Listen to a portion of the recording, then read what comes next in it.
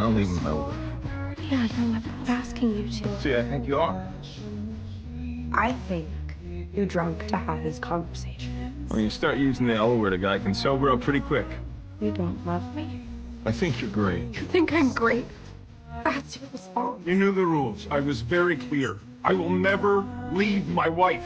Rob angrily scolded April for overstepping, then stormed off in a huff. I heard everything clearly from the bathroom, but there was no sense of victory in my heart. Only concern for April, I went out and hugged her. She trembled with tears.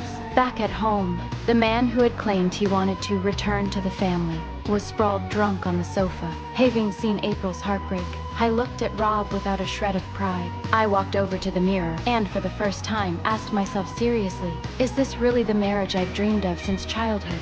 The next day, Rob seemed to revert to the good husband he once was, placing our daughter's photo back in the living room, trying to mend the cracks in our relationship caused by her passing. To maintain this household, I decided to cooperate with him. We planned a housewarming party to celebrate our new life, but the harmony didn't last long. That day, we went to visit our new neighbor, Mary. She always kept her head down, hesitant, afraid to make decisions on her own. The next day, when I mentioned this to April, her expression showed that she understood immediately. This woman, she wearing a lot of makeup? She was. How did you know that? He hits her. You think? No, he isn't the type. He's very successful. April couldn't help but, with pain in her voice, tell me about her past. Her father had long abused her mother.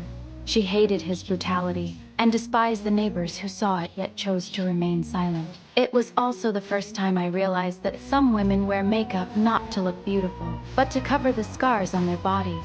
At the party, I couldn't help but watch Mary. I noticed the bruises peeking from her sleeves, her eyes filled with unease. Only after Rob repeatedly urged did Mary reluctantly get up to dance. But suddenly, Mary's husband appeared. Come on. I said come on! Hey. There's no need to be like. 你平時咁話，完全唔得全擺。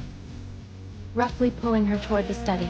I quickly told Rob to intervene, but he refused, claiming it was someone else's domestic issue, fearing his own scandal might be exposed. Listening to the man's furious shouting from the study, I pushed the door open, facing his hostile gaze. I forced down my fear and went to Mary's side, supporting her trembling back. Seeing my determined eyes, the man finally left. Mary followed obediently, watching her lonely back. My heart ached and grew cold, especially at Rob's indifference. The anger I had suppressed for so many years finally erupted.